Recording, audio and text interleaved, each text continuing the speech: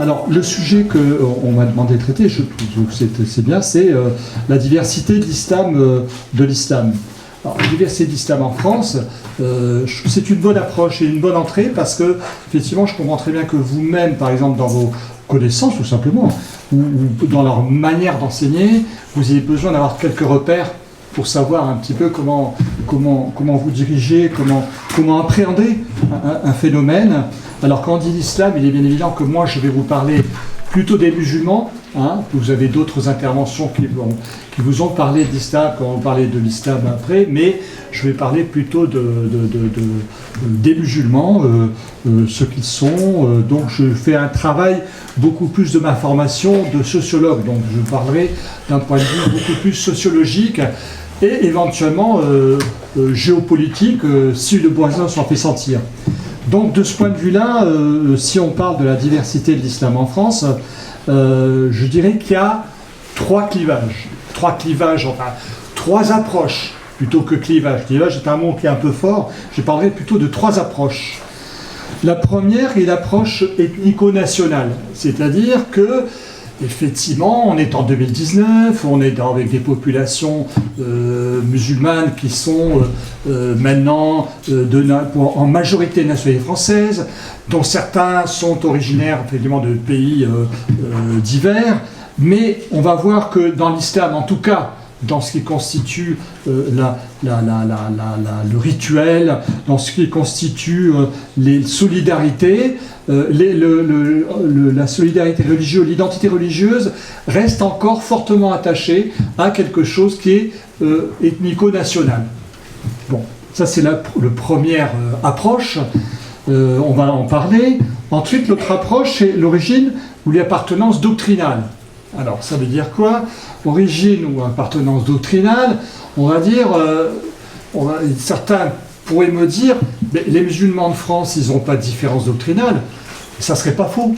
C'est-à-dire que si on observe les affiliations de la plupart des musulmans de France, eh bien on se réfère à un islam qui serait au départ venu du Maghreb, ou d'Afrique subsahélienne, c'est-à-dire la majorité des musulmans, on va dire, pour ceux qui connaissent un petit peu les différentes écoles juridiques, on dit jurisprudentielles musulmanes, c'est l'école malikite, c'est-à-dire, si vous voulez, c'est le substrat à partir duquel, sur le point de vue rituelique, tous les musulmans se reconnaissent. Et c'est vrai que ce soit les gens qui sont issus de ces pays-là, du Sénégal, du Mali, du Maroc, de la Tunisie, se reconnaissent dans une école jurisprudentielle, surtout dans le rituel, qui fait référence au malikisme.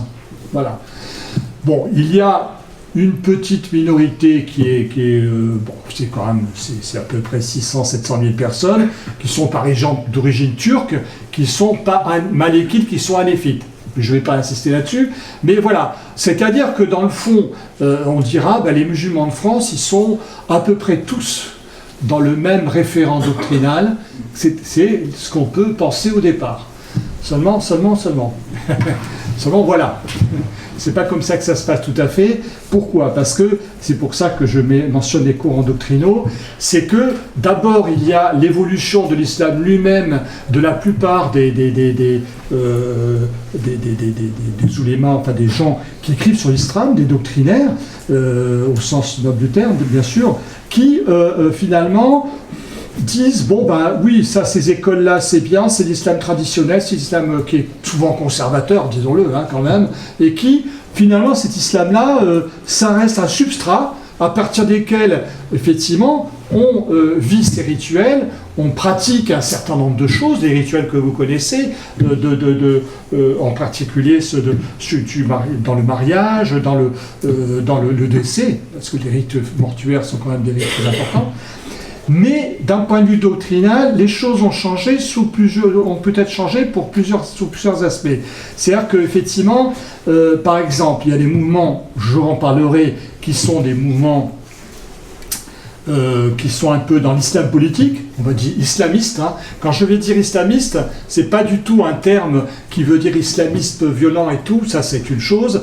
Islamiste, c'est mettre de la politique dans l'islam, point barre. C'est-à-dire, moi, c'est la formule que j'emploie, qu'on s'entende bien là-dessus. Mais ces gens-là, si vous voulez, à un moment, ils viennent de quelque part, ils n'ont pas fait un grand travail, c'est pas leur préoccupation première de faire un travail théologique. Hein. Tous se réfèrent d'ailleurs à ce qui, théologiquement, ils ont pu apprendre chacun dans leurs universités, dans leur environnement propre. Mais quand même, ils ont véhiculé une idée qui dit, bah oui, mais les écoles juridiques traditionnelles, bah nous, vous savez, on construit, je prends l'exemple de l'Union des organisations islamiques de France, par exemple, qui est la représentation en France de ce courant islamiste, et ben, ils disent, on va prendre dans toutes les écoles ce qui peut arranger notre définition des rituels, notre définition de la conception de l'univers musulman. Donc, vous voyez que c'est une notion doctrinale qui n'est pas inscrite dans l'islamisme premier, mais qui modifie. Autre modification plus notable, celle-là est plus embêtante, on va dire, pour surtout vous dans votre vie d'enseignant par exemple, c'est le courant fondamentaliste. On va en parler. Le courant fondamentaliste, c'est aussi une donnée doctrinale qui modifie cette vision traditionnelle et conservatrice, comme je l'ai dit, ou traditionnelle de l'islam. Donc vous voyez que ces courants doctrinaux, quand même, ils vont jouer, ils vont un rôle important, ils vont orienter les gens d'une certaine manière. Et le troisième courant, d'autres courants, et ça j'en parlerai, dont on parle très peu, et qui prend une importance de plus en plus grande, mais qui n'est pas visible dans l'islam quotidien, l'islam de tous les jours, c'est, alors, on va l'appeler l'islam réformiste, rénovateur, on peut parler de nous, alors certains disent de manière un peu pompeuse, les nouvelles herméneutiques de l'islam, quand ce sont des intellectuels qui écrivent sur la question. Et cet islam réformiste ou ce nouveau modernisateur, on va dire, je prends le terme, il n'y a pas encore une définition académique bien arrêtée là-dessus, il est aujourd'hui en 2019, il a pris une importance qu'il n'avait pas, mais il restait cantonné au début des années 2000, quand j'ai travaillé sur ces sujets, il restait cantonné à des cercles plutôt intellectuels, plutôt de gens éclairés, bien sûr, mais qui ne s'investissaient pas dans la gestion du culte. Or, les choses, on va le voir, on en parle peu, les choses changent en profondeur. Bon, on verra à l'occasion, justement, des réformes éventuellement institutionnelles qui se profilent. C'est là qu'on voit ce courant arriver, mais qui est en face à d'autres courants. Donc ça, c'est le deuxième, voilà, je reviens, le deuxième clivage, dont je vois deux clivages, ou c'est deuxième approche. Et troisième approche, c'est le différentiel générationnel. Différentiel générationnel, alors, les uns se recoupent par rapport aux autres. On ne va pas dire que le générationnel se distingue des autres, mais c'est devenu une donne... incontournable, et en particulier dans le dernier courant dont je vous parle, la différence générationnelle, c'est de là qu'elle vient. C'est une génération qui arrive au pouvoir, je n'ai pas envie de dire ce mot-là, qui arrive dans la gestion, dans la réflexion sur l'islam, qui arrivait déjà depuis 20 ans, mais qui restait peu nombreuse, étaient des petits cercles, et qui en même temps occupent un poids de plus important dans l'islam de France. Et il faudra compter avec lui. Voilà. C'était donc ces trois clivages que je tenais quand même à vous signifier. Alors, en décomposant, si vous voulez, les uns après les autres, prenons l'origine ethnico-nationale. Alors, je reviens là-dessus parce que c'est quelque chose de très prégnant, encore de très présent. C'est-à-dire qu'effectivement, le musulman lambda qui effectivement vit sa vie de tous les jours, comme dans sa profession, dans ses relations avec ses amis, etc., finalement, il n'est pas la donne ethnico-nationale très, très importante, mais ce n'est pas déterminant. C'est un endroit, le religieux, où ça reste encore très prégnant, même si ça ne l'est moins dans d'autres aspects de la vie sociale du musulman. C'est-à-dire qu'à partir du moment où il y a mais c'est tout à fait normal, je veux dire, c'est pas quelque chose qui est propre aux musulmans. Je travaillais un petit peu sur l'église orthodoxe, c'est vrai que bon, un roumain et un russe en France se parlent, mais ils vont pas aller dans la même église. L'église roumaine, on va à l'église roumaine, on va pas aller à l'église orthodoxe, parce que, non pas qu'on se défie, mais il y a vraiment ces clivages nationalitaires qui restent présents. Qui sont le religieux, finalement, il conserve en termes d'identité quelque chose de très fort encore par les origines, de ce qui est quelque chose des origines. Et donc, bon, vous l'avez. Alors dans le nord, c'est très intéressant parce que tous ces clivages dont je vous parle sont très visibles. Vous avez sûrement rencontré ces clivages ou ces approches. Elles sont très très parlantes dans le nord. On en parlera. Et c'est vrai que par exemple, vous avez on va dire trois grandes tendances, ou quatre grandes tendances, on va dire, un ensemble marocain, un ensemble algérien. Alors je ne dis pas référence nationale, mais un ensemble turc et un ensemble africain, ouest-africain. Alors oui, vous remarquerez que j'ai oublié quelque chose, qui est l'ensemble tunisien par exemple. Oui, parce que finalement, c'est l'histoire particulière qui a fait que l'ensemble tunisien est très présent. Vous avez beaucoup de Tunisiens qui sont investis dans le culte en France, dans tous les secteurs, mais, si vous voulez, il n'y a pas un réflexe nationalitaire, quelque chose, un lien, un cordon ombilical qui aurait été tissé entre une direction du culte ou une réflexion culturelle à destination des émigrés tunisiens. Alors, c'est une histoire particulière, ça ne veut pas dire qu'il n'y a pas eu d'activisme de la part de Tunisiens dans la gestion du culte, loin de là.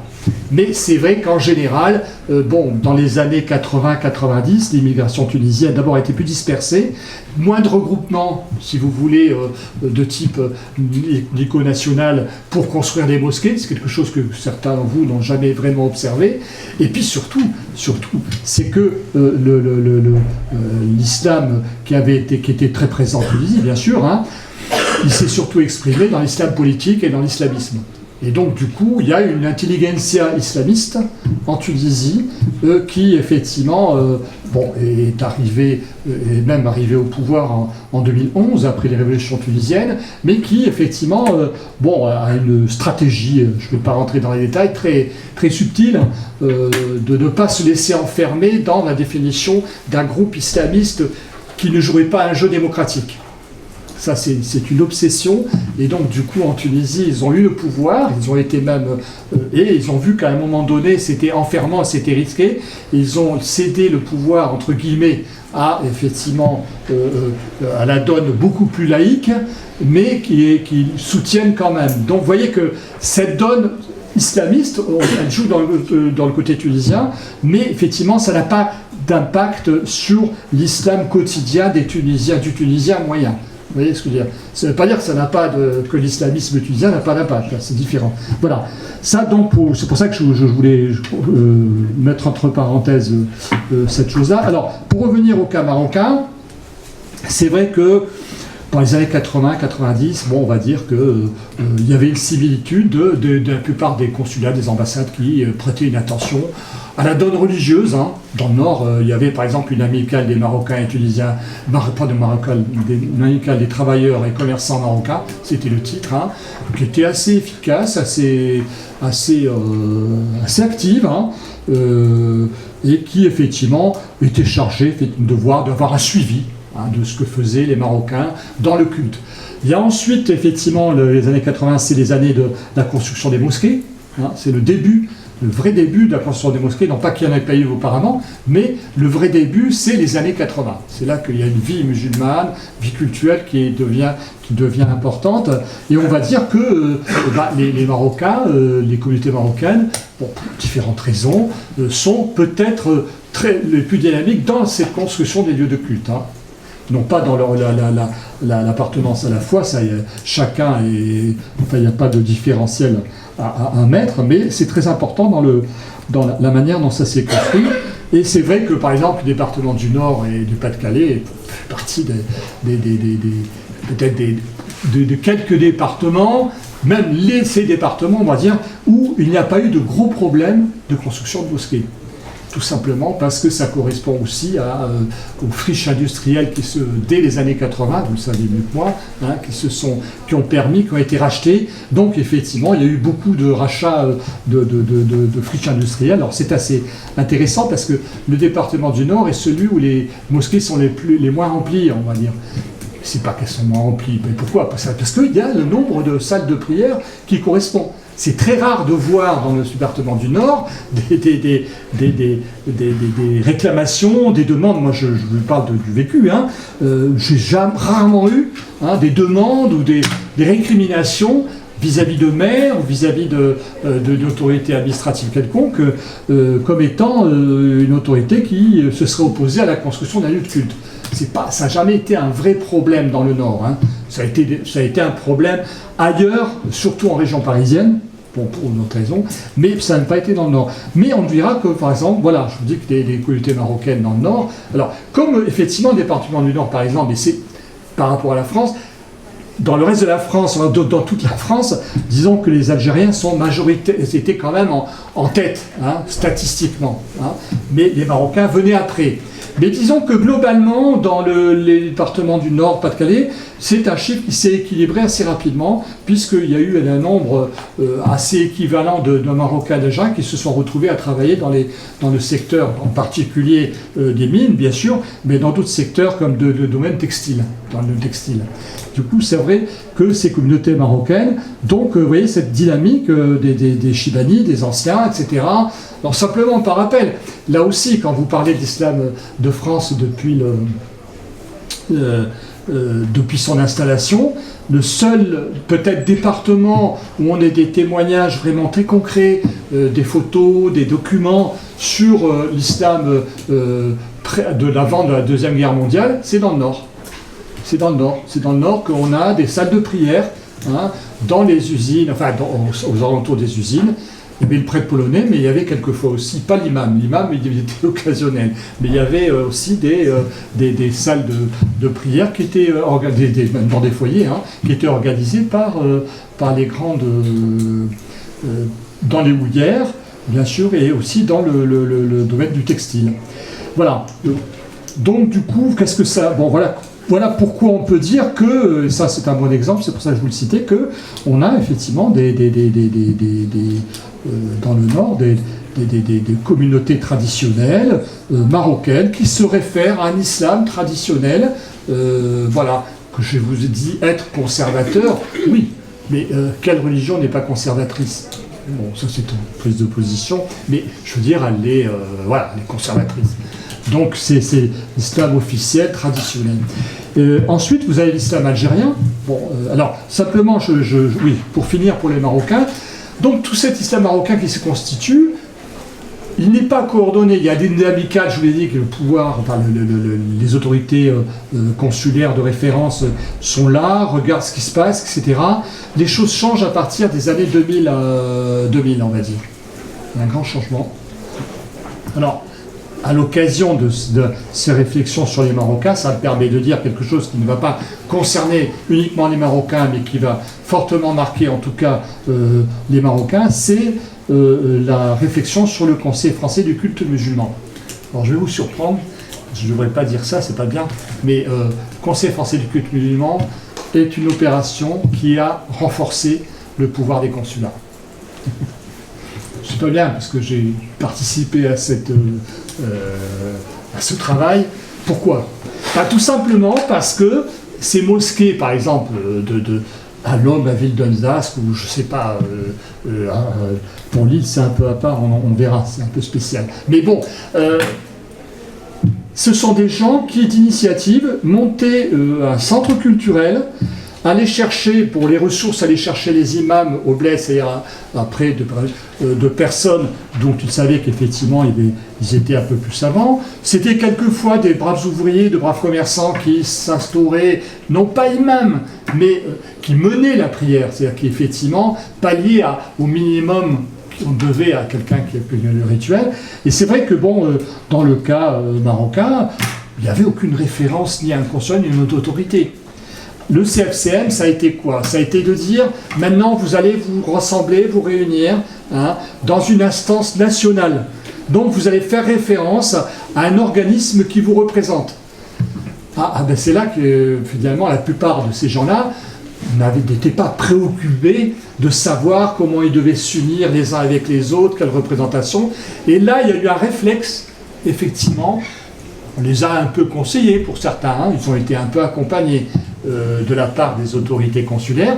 On leur a dit, écoutez, vous allez vous retrouver dans une instance nationale qui va s'occuper de vos intérêts. Et c'est vrai que des gens qui sont plutôt respectueux du régime en place au Maroc, qui sont Ben, ils se sont retrouvés dans une des institutions. Aujourd'hui, il y en a deux. Ça s'appelle le Rassemblement des musulmans de France et une autre qui s'appelle l'Union des mosquées de France. Deux instances aujourd'hui qui sont, elles, beaucoup plus dans l'interaction avec le pouvoir central à Rabat. C'est pour ça que je vous dis, à cause de cette raison, que le CFCM effet induit a été finalement une initiative qui a favorisé des regroupements communautaires, alors que le but n'était pas du tout celui-là. Et voilà, ça s'est passé comme ça. Ensuite, donc, vous voyez que les Marocains... Bon, et puis il y a eu un ensemble de phénomènes pour les Marocains qui est important. C'est vrai que tout ce qui se passe, la réalité des politiques au Maroc, c'est très forte. En 2003, il y a eu des attentats donc à Casablanca. Il y a eu un certain nombre de choses, l'inquiétude par rapport à l'islam politique, mais surtout l'islamisme violent. Et du coup, si vous voulez, il y a eu une attention beaucoup plus forte qui a été portée par les autorités marocaines à la structuration et à l'accompagnement de ces communautés sur le plan religieux. Ça a correspondu aussi à la succession sur le trône marocain, c'est-à-dire de Mohamed VI à la place de Hassan II, et ça a été déterminant. Pourquoi? Parce que Hassan II, je ne sais pas si certains anciens peut-être s'en rappellent, il avait dit, vous êtes les Marocains, vous êtes en France, vous êtes des invités, hein, et vous ne vous mêlez pas de... D'ailleurs, Hassan II l'a dit au cours d'une interview, je me rappelle, à France 2, les Marocains font de mauvais Français. Il avait dit une phrase approchante en disant, mais non, c'est des bons Marocains, mais c'est vrai que c'est pas... faut pas qu'ils s'occupent des affaires de ce pays. C'était un peu la doxa jusqu'en 2000, hein. Et en fait, en 2000, on change complètement le logiciel et on dit, à Rabat, on dit, bon, ben voilà, on accepte que les gens soient franco-marocains. De la manière qu'ils soient belgo-marocains, qu'ils soient hollando-marocains, on est quand même dans une logique, dans un changement de logique. Et ça, c'est important, parce qu'il y a un ministère des cultes qui existait, mais qui ronronnait, qui à Rabat est doté d'un certain nombre de compétences. Et on fait même venir des gens de France pour travailler dans ce ministère, pour réfléchir à la structuration et à l'organisation des musulmans marocains en France. Donc vous voyez que cet engagement de l'autorité marocaine dans l'islam, cet islam traditionnel, il y a aussi quelque chose qui se passe. Est-ce que c'est le cas aujourd'hui encore? Oui, c'est le cas aujourd'hui encore. La plupart des responsables, des notables de cet islam officiel dont je vous ai parlé en France, vont régulièrement à Rabat, ça des échanges, donc c'est pas quelque chose qui est tout à fait... c'est le fil qui permet de maintenir effectivement ce lien dont je vous parlais au début, ethnico-national, assez fort. Passons au cas algérien. Effectivement, le cas algérien aussi, dans le nord, c'est important, et c'est très, très intéressant, parce que contrairement au Maroc, l'Algérie dit, bah oui, le CFCM, encore une fois de plus, oblige si vous voulez, enfin oblige, pousse un petit peu les autorités algériennes à dire il faut qu'on ait une structure pour être représenté au sein de cet islam. Et ils vont structurer, contrairement à ce qu'on pense, la mosquée de Paris, qui est un peu le repère, on va dire, algérien officiel, n'a pas de structure. Elle mettra en place une structure en 2003, dans la continuité du Conseil français du culte musulman. Et en 2003, ils vont créer la Fédération nationale de la Grande Mosquée de Paris. Vous voyez ? Seulement, voilà, contrairement aux Marocains qui essayent de mettre en place des structures qui répondent un peu à une demande religieuse, aussi bien avec des imams, avec y compris des femmes, les mourchidates, qu'on appelle des femmes qui s'occupent de l'encadrement religieux. Le cas algérien, on ne nomme pas un personnel, on ne va pas chercher un personnel particulier, on ne nomme pas un personnel particulier, ressources qu'on trouve en Algérie ou ici. Ben, on va chercher des gens qui sont restés fidèles au régime algérien, enfin au système algérien, et on va chercher des vieux amicalistes, pour le coup, dont je vous avais parlé, des vieux amicalistes. Je ne sais pas ce qu'ils ont à voir avec le religieux, mais pas grand-chose, on va dire. Bon, je ne vais pas citer la personne dans le Nord qui représente cette mosquée de Paris, qui est un brave monsieur, mais qui n'a pas grand-chose à voir, qui a beaucoup à voir avec la tradition de la proximité avec le FLN, mais pas beaucoup à voir avec la proximité de la vie du religieux. Donc, mais c'est la différence algérienne. C'est pas l'Algérie ne met pas en place des structures particulières pour effectivement cet encadrement. Il y a toujours le souci de type sécuritaire et policier, il ne faut pas s'en cacher, hein, qui est là, donc on continue à exercer un certain pouvoir. Mais ce qui fait que les mosquées algériennes, elles, enfin dites de sensibilité algérienne, elles le restent de par leur fort intérieur, mais dans le fond, elles restent autonomes, et je ne vais pas des noms en tête, mais bon, certaines mosquées dans le Nord, par exemple, sont dit, oui, ben, oui, la mosquée de Paris, c'est une référence, mais c'est pas le plus important pour nous. Donc, vous voyez, un tissu algérien qui reste quand même présent. Alors, il y a une seule garantie quand même que pour les Algériens qui est importante, c'est que où ils se sont, entre guillemets, rattrapés, c'est par rapport au fait de nommer des imams donc détachés à partir de l'Algérie dans certaines de ces mosquées. Ils sont 150 en France. Ce n'est pas la majorité des imams, hein, mais vous avez 150 associations en France, dont certaines dans le Nord, qui reçoivent un imam d'Algérie. Donc du coup, le cordon ombilical, il n'est pas coupé, il reste présent au travers de ces imams, qui sont gérés par la mosquée de Paris, qui est le centre de cet édifice. Donc vous avez un islam algérien de sensibilité nationale algérienne qui est présent et ressemble beaucoup à l'islam marocain. Il n'y a pas de différence entre le point de vue rituel, du point de vue de la doctrine, etc. Pas grande différence. Et cet islam algérien qui est présent aussi dans le Nord, hein, ou dans toute la France, c'est quand même intéressant parce que il est aussi, même s'il est détaché d'une autorité religieuse qu'on va rechercher du côté du pays dit d'origine, est traversé par d'autres courants comme tout le monde, hein, mais effectivement il n'obéit pas à une logique communautaire très forte comme le sont les Algériens, les Marocains, pardon.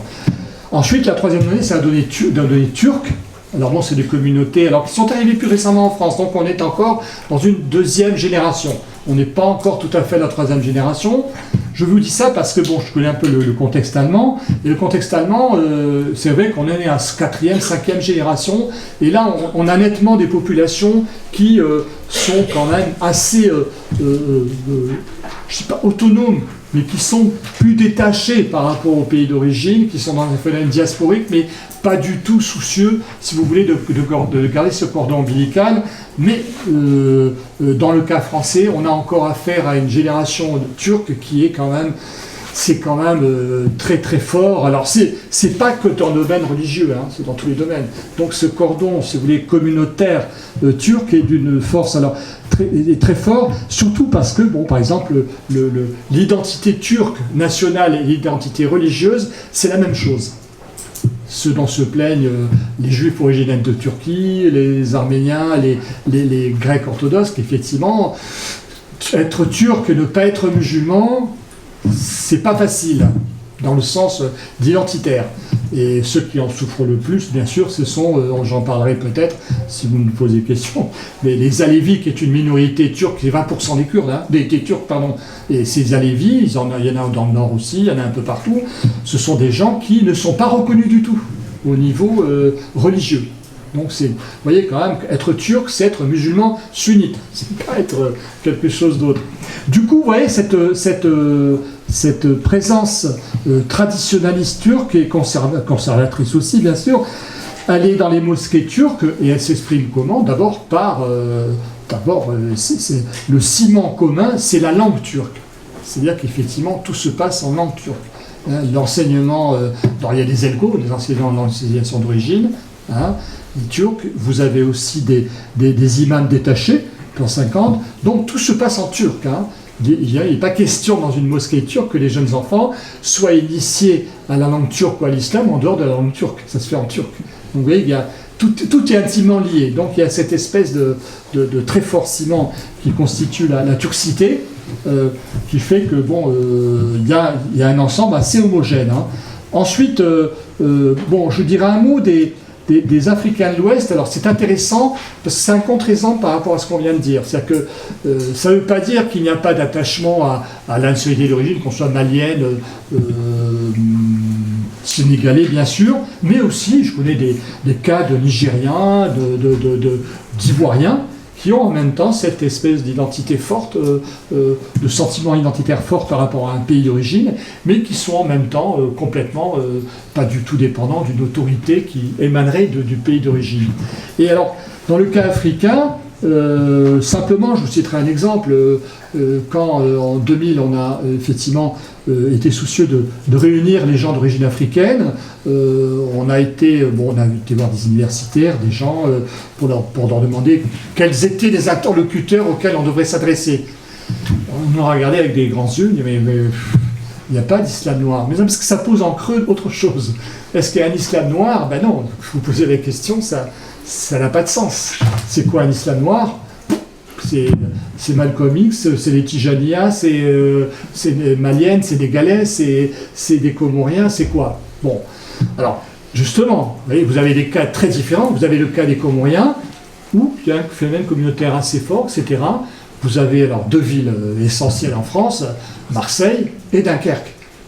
Les deux villes comoriennes, entre guillemets. Et donc, vous voyez que c'est vrai que tout de suite, quand il s'est agi de construire des lieux de culte ou de se constituer, à Dunkerque, on a eu tout de suite une association de Comoriens qui s'est constituée. Donc, vous avez une unité comorienne. Mais ces gens-là, pourquoi se retrouveraient-ils dans une structure fédérative d'islam noir?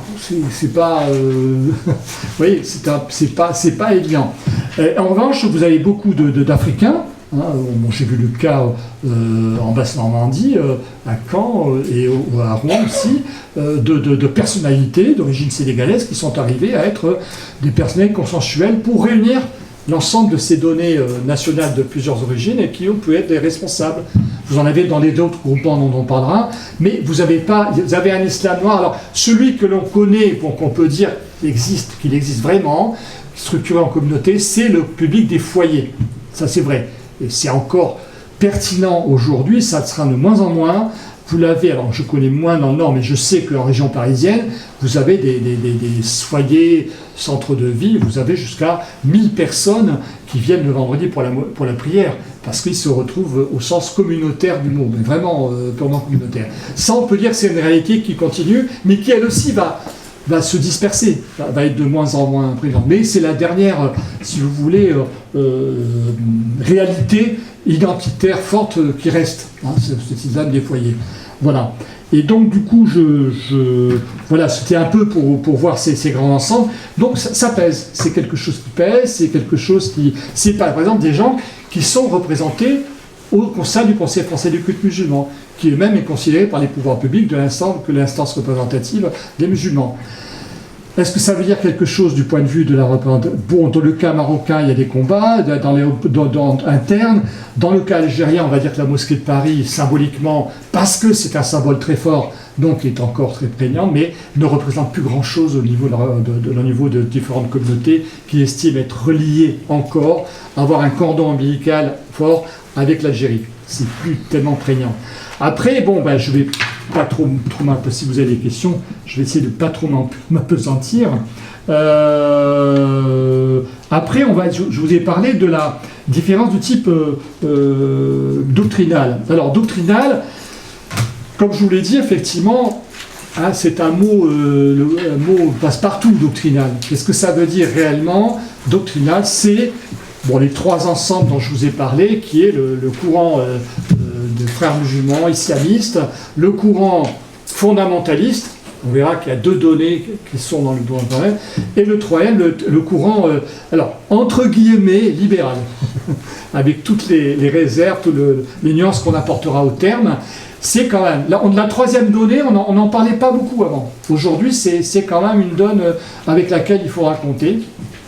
Alors, pour parler de la première, parce que des fois, elle a occupé l'espace de manière un peu surdimensionnée pendant longtemps, c'est l'Union des organisations islamiques en France, c'est effectivement la donne islamiste, c'est-à-dire celle qui, clairement, se dit affiliée à un mouvement des frères musulmans, né en 1928 en Égypte, qui ensuite a essaimé et qui est devenue importante au point qu'elle a joué un rôle très important, vous le savez, dans les révolutions arabes en 2011, en Maroc, en Tunisie, en Égypte, ça leur a pas porté chance, parce que justement ce qui s'est passé en Égypte, avec la déposition de Mohamed Morsi, 2 ans après son arrivée, ça leur a porté un coup fatal, je ne sais pas, mais en tout cas dont ils auront vraiment, vraiment beaucoup de mal à se remettre. Parce que là, pour une fois qu'ils avaient vraiment accédé à une représentation politique, et puis ils avaient des arguments pour pouvoir se faire valoir, ben ils n'ont pas réussi. Alors bon, je ne vais pas rentrer dans l'analyse du coup d'État de Morsi, enfin, c'est un peu compliqué, mais disons que, et puis surtout, il y a des endroits comme le Yémen, ils ont perdu beaucoup, alors qu'ils ont joué un rôle très important dans la révolution yéménite, mais ils ont disparu complètement du paysage. Et puis, pour les malheureux, j'ai envie de dire, le cas syrien. Assez rapidement, en Syrie, ils ont été noyés au bout d'une coalition avec les laïcs, et puis on n'en a même pas vu. Et puis ensuite, si vous voulez, la donne sur la Syrie, c'est intéressant. Ceux qui ont pris le pas sur les frères musulmans, qui, historiquement, dans le monde musulman, étaient appelés quand même à être un peu les guides de futurs mouvements de soulèvement contre les dictatures arabes et tout, bah, c'est les salafistes qui ont pris le pas, et du coup, c'est une grande perte aussi. Et ça met en cause effectivement l'efficacité du système des frères musulmans. Bon, alors, qu'est-ce que ça veut dire en France? Parce qu'effectivement, vous voyez qu'on parle, on va en Syrie, on va en Égypte. Qu'est-ce que ça veut dire être frère musulman en France alors? Est-ce que c'est vouloir instaurer une république islamique? Eh bien non. Alors, il n'y a pas de théorie, de logiciel qui ait été développé ou de théorie qui a été évoquée par les frères musulmans en Europe. Il y a des réflexions néanmoins, parce qu'ils ont une organisation européenne qui est très développée dans tous les pays d'Europe, beaucoup en Angleterre, des pays comme la Danemark par exemple, la Hollande, l'Allemagne. Et si vous voulez, il n'y a pas de texte, ils ont fait un manifeste des musulmans européens, ça, où en fait ils disent en gros, nous respectons les démocraties, nous sommes respectueux de la démocratie, etc. Bon, on va dire que être islamiste en Europe, c'est être un peu identitaire en disant travailler à l'identité de musulman, d'abord. Ensuite, être frère musulman ou être islamiste en Europe, vous voyez, le terme là, islamiste, on doit changer complètement la conception qu'on peut avoir du terme islamiste par rapport aux pays musulmans. Être islamiste en Europe, c'est effectivement donc défendre les musulmans, les intérêts des musulmans. Alors, il y a toujours cette notion de pouvoir, d'hégémonie, et qui est très gênante, qui embête un peu tout le monde. Il faut qu'ils soient les patrons dans tous les pays où ils sont implantés, même s'ils ne sont pas, si vous voulez, ils ont abandonné l'exploitation, l'idée de mettre en Europe un pouvoir, la loi islamique à la tête de l'État pour être, comme ils voulaient faire en Égypte, pour représenter l'ensemble des citoyens et convertir tout le monde, etc. On n'est pas là. Mais, si vous voulez, et puis il y a quand même une notion, c'est que petit à petit, alors on voit que ça, chez les jeunes, ça gagne, c'est de dire nous sommes comparables aux chrétiens démocrates finalement. C'est un peu notre... sauf que les chrétiens démocrates, bon, il y a une expression politique, il y a une histoire. Qu'est-ce que ça veut dire être islamo-démocrate aujourd'hui en Europe, en Angleterre, etc.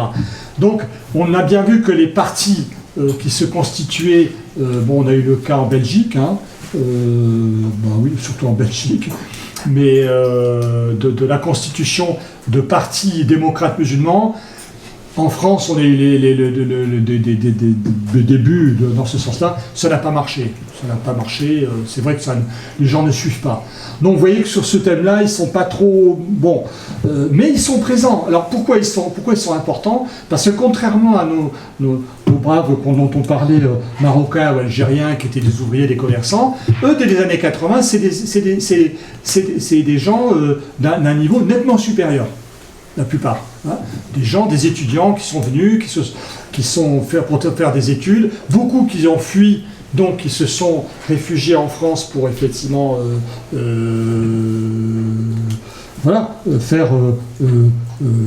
continuer à faire de la politique. Mais faire de la politique, ils ont eu des enfants. Bon, je veux dire, je parle concrètement de ceux que je connais. Ils ont eu des enfants, et des enfants qui leur ont dit, mais préoccupe-toi. Et c'est vrai que de ta situation, la situation dans les pays d'origine, assez rapidement, c'est la situation en France de leurs enfants et de leur propre situation qui a été prioritaire. Donc, d'où ce changement aussi. D'où ce changement. À tel point que ces braves gens se sont embourgeoisés. Et oui. Et donc, qu'est-ce qu'ils ont fait ? Fin 2000, lorsque Jean-Pierre Chevènement avait lancé la consultation des musulmans qui mènera au Conseil français des cultes musulmans, eh ben, ils ont dit banco, on va jouer le jeu. Et donc du coup, ils ont participé au phénomène de réflexion, à tout ce qui était la réflexion sur la constitution d'une instance représentative. Alors ça leur a aliéné un certain nombre de gens qui étaient de gens plus jeunes, qui effectivement étaient quand même beaucoup plus dans un chemin de contestation, dans une identité de contestation par rapport à un certain nombre de choses. Et juste, je ne vais pas faire tout un discours là-dessus, simplement vous dire, mars 2004, vote de la loi sur l'interdiction des signes religieux à l'école. L'UOIF au sein du Conseil français du culte musulman essaye non pas de dire on va protester contre la loi, mais on va essayer d'être présent partout pour essayer d'expliquer, on va respecter la loi. Ah, déjà, pas bon par rapport aux jeunes qui les suivaient. Et du coup, si vous voulez, grosse manifestation à Paris pour protester contre justement cette loi inique, et ben l'UOIF dit non, nous on ne participe pas individuellement, on n'est pas aux gens, on est nettement dans une démarche, effectivement, qui est mi-figue, mi-raisin, pour dire, voilà, on est toujours dans le protestataire, mais on essaie de jouer le jeu le maximum avec la démocratie. Et ça, dans ce jeu-là, si vous voulez, c'est un peu, l'UOIF a quand même perdu en même temps des gens qui étaient beaucoup plus radicaux, partisans d'une opposition beaucoup plus radicale, et puis avec des gens qui attendaient qu'ils aillent beaucoup plus loin dans le soutien non pas à la loi, mais dans le soutien à la constitution du Conseil français des cultes musulmans. Donc vous voyez, cette position difficile a un peu porté du discrédit sur l'UOIF, mais il n'empêche quand même que ça dépend des régions. Et là aussi, ça c'est une caractéristique dont on parle peu, mais qui est très importante. Il s'est constitué de pas des baronnies, c'est quand même un mot pas fort. Voilà, des endroits où vous avez des personnalités qui ont marqué à leur manière cet islamisme entre guillemets français. Par exemple, le Nord en est un exemple tout à fait typique, puisque c'est la réussite de cet islamisme. Elle est des régions les plus visibles, c'est le département, c'est la région du Nord. Vous avez une personnalité comme Amar Lasfar qui est donc recteur de la mosquée de Lille. C'est pour ça que les mosquées de Lille sont beaucoup plus UOIF, on en parlera, et qui effectivement ne sont pas simplement dans la ville de Nice, mais vous savez, c'est la fameuse phrase de Amar Lasfar quand Martine Aubry est venu la voir, a dit « Bienvenue chez nous ». Bon. Je crois que la mer n'a pas tellement adressé mais il y a indéniablement une réussite, et la plus belle réussite, c'est le lycée Averroès de Lille, largement inspiré, conseillé par un ancien inspecteur de l'éducation nationale, M. Sultan. Je veux dire, c'est une bibliothèque publique, Disons que c'est un inspecteur de l'éducation nationale qui a piloté de A à Z c'est le projet de ce lycée. Vous voyez, donc du coup, il n'y a pas... voilà, ce sont des gens qui ensuite savent aussi nouer des alliances avec des gens qui sont très importants dans leur progression. Et le lycée de Lille est le premier, effectivement. Donc vous voyez que ça, c'est une réussite. Et c'est très important parce que voilà, c'est ce genre de thème sur lequel l'UOIF, nos frères musulmans, voilà, se battent, ils sont très bien. Et c'est quoi? C'est un lycée inclusif. Parce que le soin que mettent, pour un peu illustrer ce que sont les islamistes en France, on est loin quand même de la prise de pouvoir à la loi islamique comme au Caire, sont effectivement soucieux de former des bons musulmans. Ils ont été très actifs dans la campagne Not in My Name, par exemple. Ça, c'est très typique de la politique inclusive que veulent avoir ces frères musulmans. C'est-à-dire, nous sommes dans la société. Nous sommes éventuellement protestataires par rapport au rôle que l'islam doit jouer, etc. Mais voilà, c'est un petit peu la position aujourd'hui des frères musulmans, enfin de l'UOIF, qui s'appelle les musulmans de France, qui ont changé de nom pour s'appeler les musulmans de France, pour vous dire à quel point, si vous voulez, cette identification, cette inclusion est importante chez eux. Et du coup, dans le Nord, bon, bah voilà, c'est des gens qui sont très présents, qui structurent Villeneuve d'Ascq, bien sûr, avec l'imam de Villeneuve d'Ascq, Ahmed Miklar, qui est quelqu'un qui, par exemple, est un homme qui joue un rôle très positif dans la réflexion sur la bioéthique au CHU de Nice, qui a vraiment amené beaucoup de choses. Bon, c'est de bonne guerre, parce qu'en matière de bioéthique, l'islam, je ne vais pas m'étendre sur ce sujet, est plus ouvert que certains aspects du catholicisme, hein, en matière de bioéthique. Hein, c'est très subtil. Donc du coup, il est venu avec un savoir quand même très important sur ce sujet-là. Donc vous voyez, ensuite, bon, bah, tout irait bien si effectivement on pouvait négocier, entre guillemets, la société dans son ensemble avec ces gens-là, qui essayent d'être inclusifs. Seulement, voilà, à partir de la fin des années 90, l'édifice péniblement construit par l'UOIF, patatrac. Qu'est-ce qui arrive par derrière? Le salafisme. Alors ça... Le salafisme, c'est une autre paire de manches. C'est d'autres questions. Alors, là, je vous ai parlé du fondamentalisme. Le fondamentalisme, il faut savoir qu'il y a un mouvement, je vais vous écrire le nom, parce que souvent, il s'appelle le Tablir.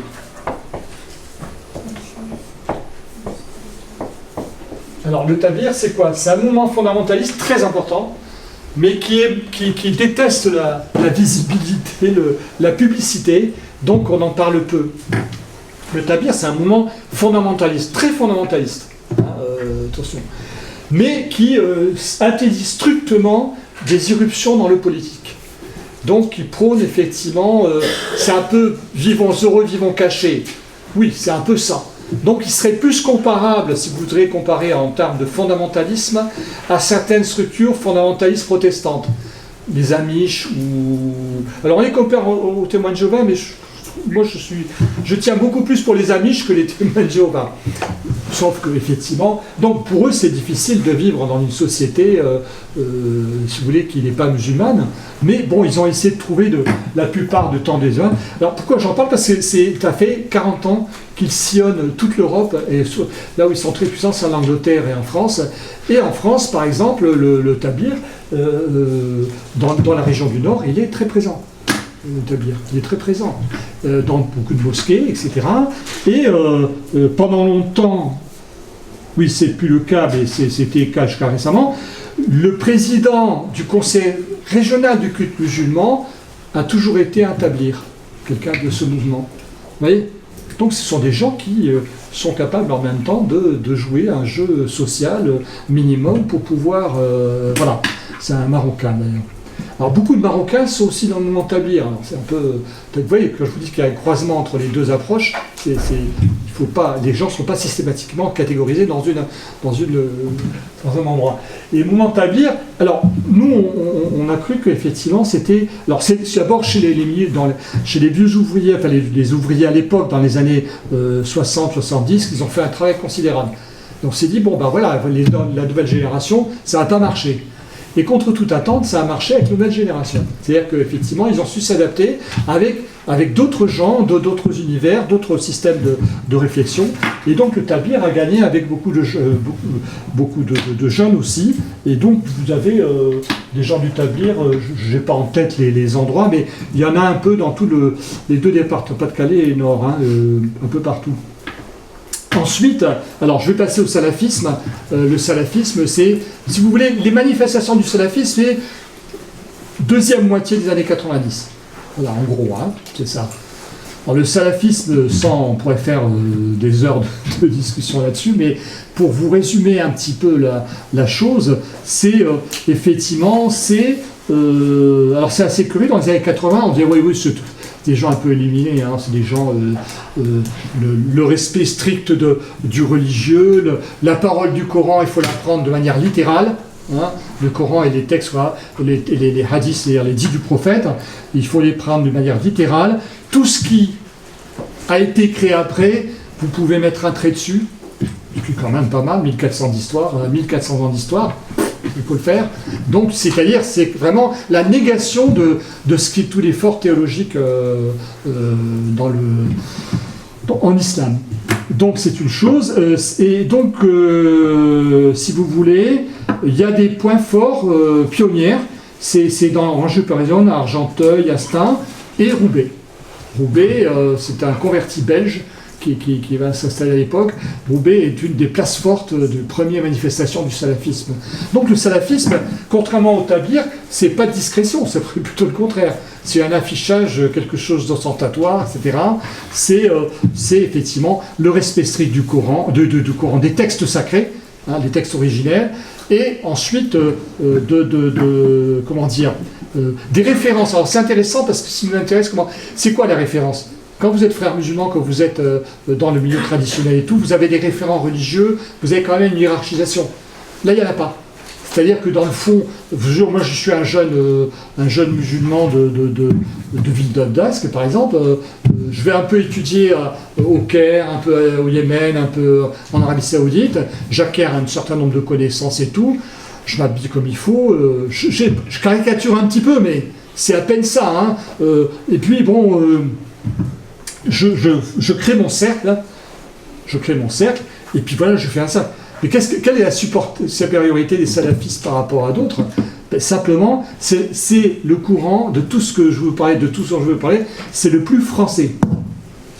C'est-à-dire que, si vous voulez, c'est là où vous trouvez des Français. C'est-à-dire des jeunes de la 2e, 3e génération, des convertis, hein, voilà. Et bon, le fait peut-être qu'ils sont de jeunes générations et tout. Deuxième argument, ce sont des gens qui manient les instruments de la modernité parfaitement. Ils sont tous effectivement les réseaux sociaux et tout, etc. Enfin, tout ce qui constitue l'armature de la modernité en modernité technologique, ils le maîtrisent. Et ça, c'est une vraie question, parce que, par exemple, le net, ils ont colonisé le net, et c'est vrai que quand vous allez voir, vous allez consulter sur le net pour avoir une information sur un fait musulman quelconque, et vous allez avoir un mot-clé, et vous mettez du temps à vous apercevoir que c'est le discours salafiste, parce que c'est très subtil. Ils ont bon, mais ceux qui connaissent savent très bien, il suffit... Bon, quelquefois, il y a des choses qui trompent, ils font référence par rapport à tel penseur. Ah, là, vous êtes sûr. Bon, ceux qui connaissent savent, d'accord. Mais auparavant, vous avez eu des doutes sur la manière dont je vous parle, parce qu'après tout, c'est le fond commun.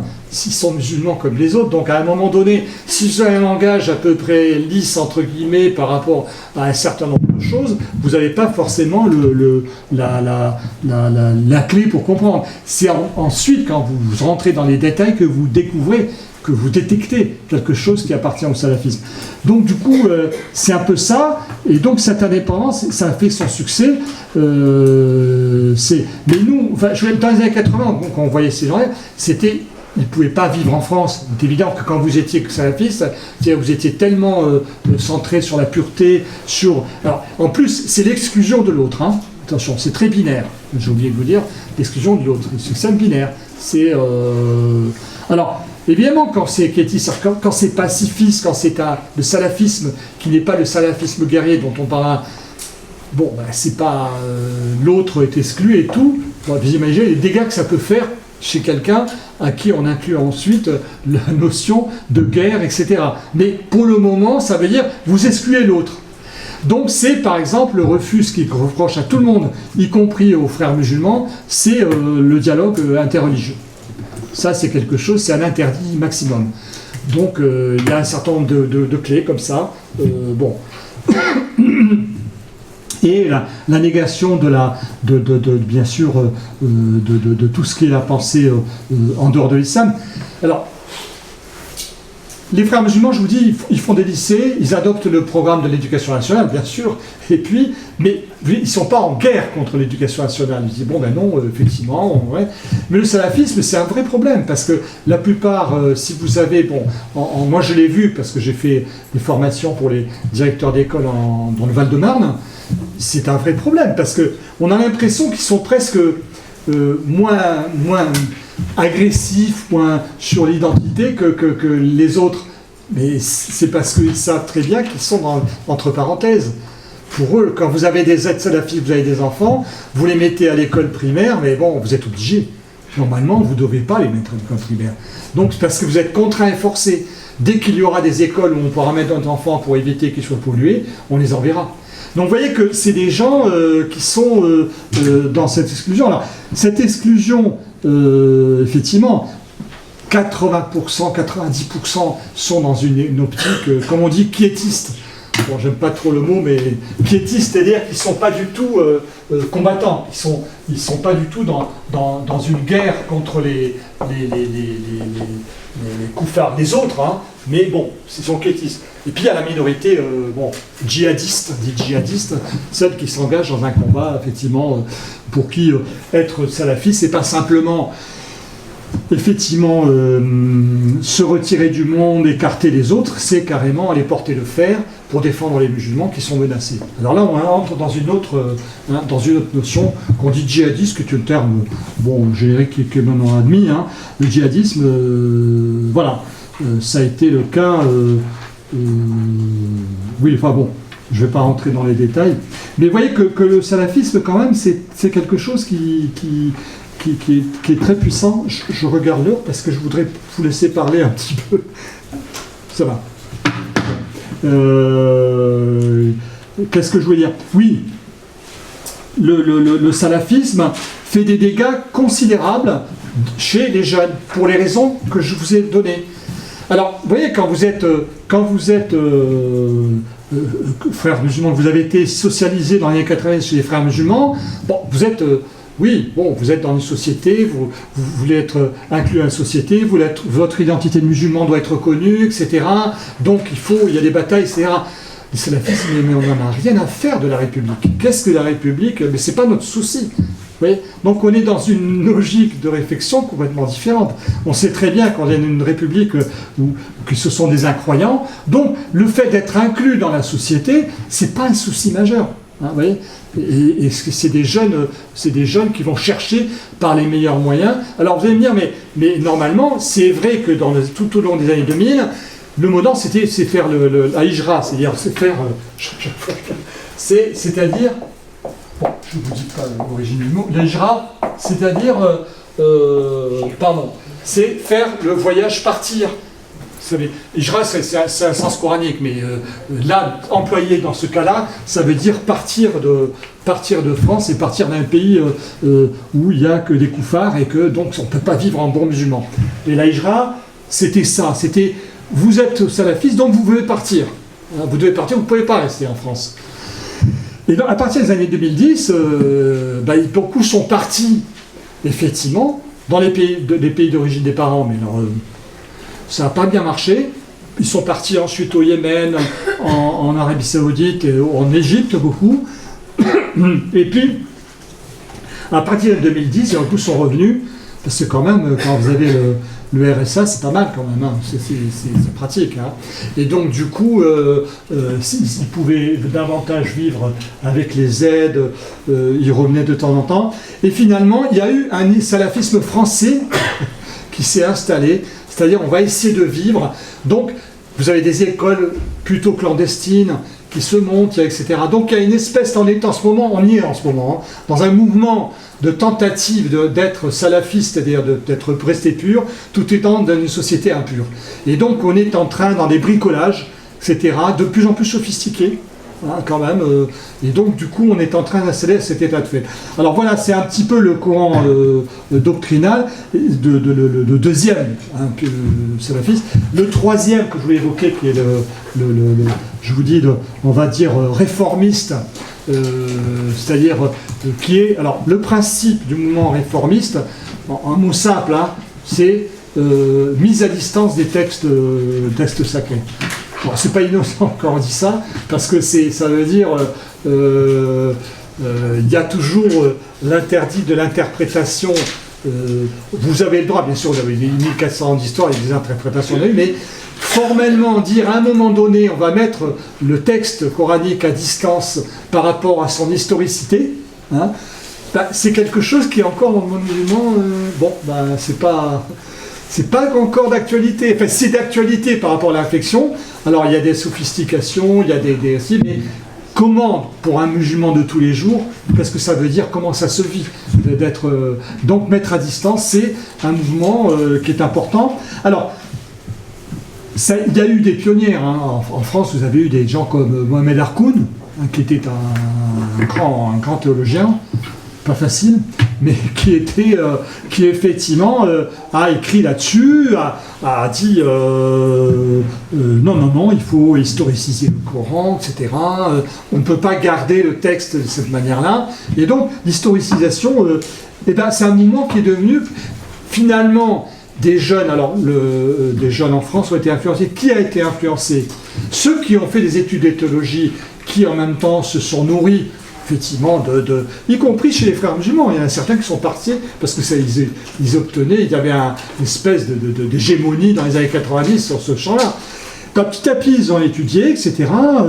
Vous avez des gens comme, je sais pas, Homero Maranjou, qui est du Nord, Homero, qui a été important, qui est un converti, lui. Et vous avez une autre catégorie de gens qui émergent, qui est de plus en plus importante, ce sont les chercheurs, c'est-à-dire qui ne sont pas des théologiens, qui sont des gens qui ont des doctorats en sciences religieuses de l'EPHE, des historiens, des gens, c'est des universitaires qui, alors attention, par rapport à leurs aînés à qui on demandait, bon, vous êtes musulman d'origine, mais il faut, j'ai envie de dire, vous donnez la preuve, vous êtes complètement laïcisé, sécularisé. Donc, il y avait quelque chose qui était difficile d'être un intellectuel musulman, croyant, tout en étant reconnu que dans son propre sphère, hein, celle de scientifique, et en même temps celle de croyant. C'était pas évident, hein, c'était pas évident. Aujourd'hui, les frontières n'ont pas explosé, mais c'est complètement... On est dans un contexte complètement différent. Vous avez des intellectuels comme Rachid Benzine est le plus connu, qui effectivement sont complètement décomplexés dans leur qualité de chercheurs, hein, scientifiques, musulmans, et en même temps des hommes de foi. Un petit peu, bon, je vous fais une comparaison, comme Jean Guiton, ou comme vous avez eu dans l'Église catholique, ou dans le protestantisme, c'est-à-dire que vous avez, et en France, vous avez une pépinière comme ça de jeunes, qui malheureusement, bon, c'est très difficile, ils n'ont pas forcément des postes, surtout quand ils sont dans le religieux, c'est très difficile, parce qu'il n'y a pas beaucoup d'endroits où ils peuvent aller étudier, en islamologie, c'est très difficile, et ils travaillent avec ces réformateurs qui viennent, eux, du milieu, d'un milieu plus religieux. Donc vous avez des rencontres. Ça, c'est un phénomène relativement récent, 5-6 ans, qui prend de plus en plus de proportions. Et vous avez différents exemples. Alors, c'est pas dans les mosquées, c'est pas institutionnalisé dans les mosquées. Vous n'allez pas avoir dans les mosquées une mosquée, on va vous dire, ah ben ça y est, ça cette mosquée, c'est une mosquée inclusive, réformistes, etc. Non, on n'est pas encore là. Hein. Et puis le CFCM, ils ne sont pas présents à la tête du CFCM. Les CFCM détestent ces gens-là, bien sûr. Mais c'est intéressant parce que ce mouvement-là, je suis en train de réfléchir. Vous l'avez dans une structure qui vient de se créer, qui s'appelle l'Association des musulmans pour un islam de France. Ça prend cette année, mais à mon avis, hein, dans les années qui viennent, ça va être un mouvement qui va prendre de l'importance. En tout cas, c'est un pôle à partir duquel on va voir apparaître de manière beaucoup plus concrète ces gens-là. Ce mouvement a été initié par un universitaire. Enfin, oui, voilà, il a été banquier, il a une formation, il est agrégé de géographie, je crois. Oui, tout à fait. Et effectivement, il a conseillé un petit peu Emmanuel Macron. Il est surtout un des piliers de l'Institut Montaigne, qui est un think tank important. Et il a créé ce mouvement-là, avec un certain nombre de personnalités qu'il a débauchées de l'UOIF. Et oui, des personnalités qui viennent d'un milieu beaucoup plus libéral. Donc tout ça forme une pépinière. Voilà. Donc pour le moment, ne soyons pas quand même très c'est pas optimiste le mot, ne croient pas que ces gens-là sont arrivés au pouvoir, parce qu'ils sont beaucoup plus jeunes, ils ont encore affaire aux anciens qui sont dans les milieux traditionnels, conservateurs, frères musulmans, et aussi salafistes, hein, parce que là aussi ce sont des jeunes, mais les salafistes aussi sont des jeunes, qui sont très dynamiques dans les milieux, comment dire... dans les milieux de tout ce qui est l'informatique et l'Internet. Et puis bon, je voulais juste pour cette diversité quand même vous parler du mouvement alors, spiritualiste. Alors vous savez que ça se traduit dans le soufisme. Le soufisme, alors on ne le voit pas, c'est parce qu'on en parle moins parce qu'on ne le voit pas. Mais forcément, puisque le soufisme, c'est finalement c'est des mouvements confrériques hein, qui par essence ne sont pas appelés à s'exprimer au grand jour. Mais c'est le soufisme. Alors, on sait que, par exemple, c'est un mouvement chez les jeunes musulmans qui est de plus en plus important parce qu'il y a des achats de livres sur le soufisme. Et il y a le chiffre a augmenté. Des auteurs comme le Marocain Fawzi Skali, par exemple, a vu ses ventes. Moi, j'en ai parlé. Il m'a dit mes ventes en France ont explosé. Et c'est assez intéressant parce que on voit qu'il y a beaucoup de jeunes qui achètent ces livres-là. Alors, ce ne sont pas des jeunes musulmans où ils vont à la mosquée, etc., mais ils ont un intérêt vis-à-vis de leur religion, et le mouvement spiritualiste, ça leur plaît. Pourquoi? C'est ce que dit Tarek Oubrou, dont je vous ai parlé, qui dit, bon, bah, c'est l'islam intérieur. C'est quelqu'un qui, par exemple, a été chef frère musulman, mais sur le voile a des positions assez... on le critique beaucoup là-dessus. Il dit, mais qu'est-ce que vous vous embêtez avec le voile? C'est pas ça qui est important, c'est votre islam intérieur.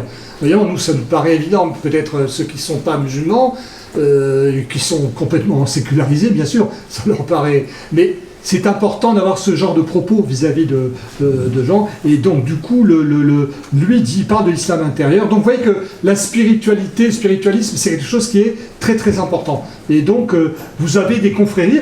Alors, des confréries, c'est pas du tout un mouvement spiritualiste, intellectuel, sophistiqué. En France, c'est la vision qu'on en a depuis 100 ans. Effectivement, ce sont des convertis à l'islam, par exemple, qui ont créé des cercles comme René Guénon, qui n'est pas forcément la meilleure référence, mais pour d'autres raisons, mais qui effectivement ont créé un islam spiritualiste très élitiste.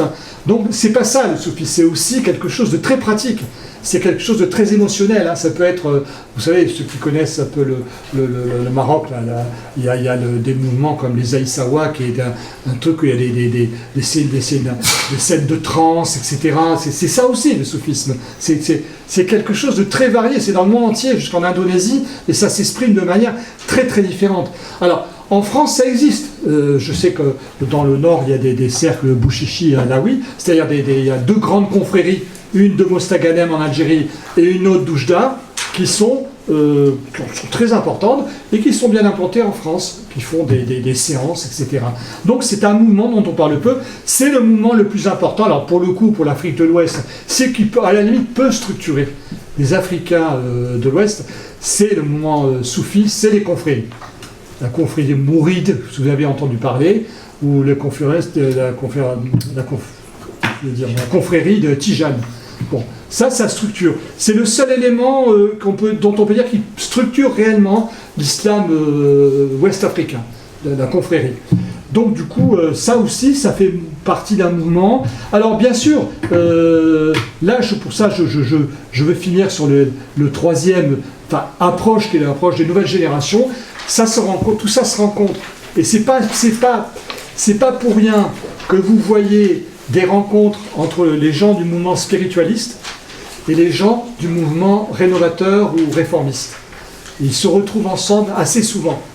Par exemple, bon, le cas le plus évident, si vous avez entendu parler de la mosquée inclusive avec un imam femme, Kaïla Baloul, c'est-à-dire effectivement la construction bientôt d'une mosquée inclusive dont l'imam sera une femme. C'est quelqu'un qui est issu du milieu soufi elle-même, mais qui travaille avec quelqu'un d'autre, un philosophe qui appartient à un courant rénovateur, mais vraiment, qui s'appelle Mourtazili, mais je ne peux pas m'étendre là-dessus, mais qui effectivement... Donc, vous voyez que ces gens-là sont les gens de la nouvelle génération qui effectivement se retrouvent sur des thématiques communes, Hein. Simplement, il ne faudrait pas qu'effectivement on ait d'un jour un côté des salafistes avec ce raidissement d'une partie de la jeunesse qui aille vers un courant très très formaliste, très littéraliste, et d'un autre un mouvement, si vous voulez, et spiritualiste et réformiste, etc. Donc là, je pense que la donne, pour un peu conclure, la donne de l'islam traditionnel des anciens, c'est quand même les mosquées, c'est quand même un certain nombre d'activités musulmanes importantes, et là on ne peut pas dire que ça ait disparu complètement. Hein. C'est, j'ai envie de dire, malheureusement encore nourri par le Conseil français du culte musulman, hein, qui est quand même le lieu le privilégié. Alors je ne sais pas, moi peut-être les pouvoirs publics seraient peut-être bien inspirés de ne pas, comment dire, d'ouvrir leurs yeux sur d'autres ouvertures, de ne pas forcément avoir systématiquement à la recherche d'un interlocuteur notable, un notable qui effectivement aurait des troupes, etc. C'est un peu... il faudrait peut-être un peu évoluer. Bon, mais je pense qu'on peut être confiant parce que l'association des musulmans d'Île-de-France, dont je vous ai parlé, qui essaye de réunir tous ces ensembles, est quand même à l'oreille du président de la République, et donc peut-être effectivement ça va bouger. Mais le président de la République, il a des complexes de réalité assez souvent, de plus en plus. Voilà, je m'arrête. Si vous avez des questions, je ne vous ai pas parlé des chiites, ou des, vous voyez, si vous avez des questions sur des sujets qui vous préoccupent et que vous estimez que je n'ai pas traité, n'hésitez pas. On va commencer par vous remercier.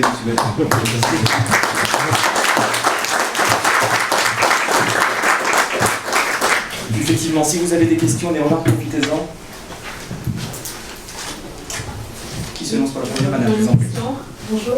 Bonjour. Je voulais en profiter pour parler d'un moment dont on n'a pas encore discuté.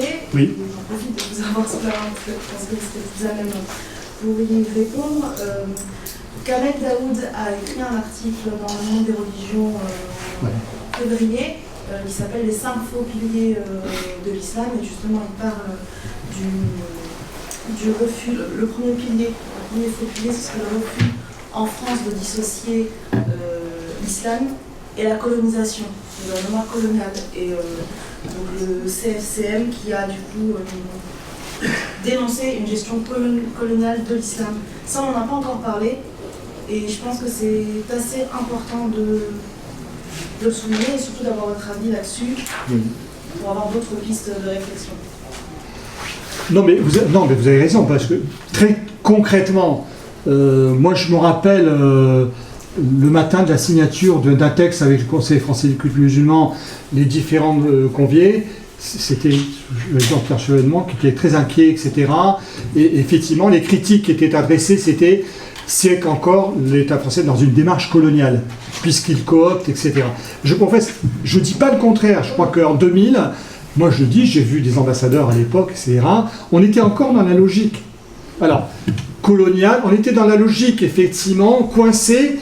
Alors, il faut assumer ses propres responsabilités, mais on était aussi dans une logique d'interlocuteurs qui eux-mêmes étaient enfermés dans un système.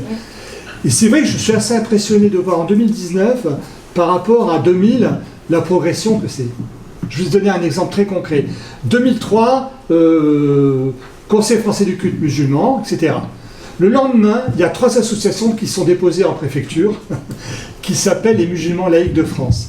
Or, quelle est la discussion de ces gens-là? C'est « nous sommes des musulmans laïcs, nous refusons d'être enfermés dans une définition ». On était dans un faux débat. On était dans un faux débat parce que, finalement, quand on s'occupe du culte, de satisfaire les besoins cultuels de gens, on n'est pas dans la reconnaissance symbolique des musulmans, qui est un vrai sujet. Hein. C'est un peu que, si vous voyez, le CRIF et le rabbinat, c'est la même chose. Non, c'est pas la même chose. Vous voyez, on est dans 2 sujets.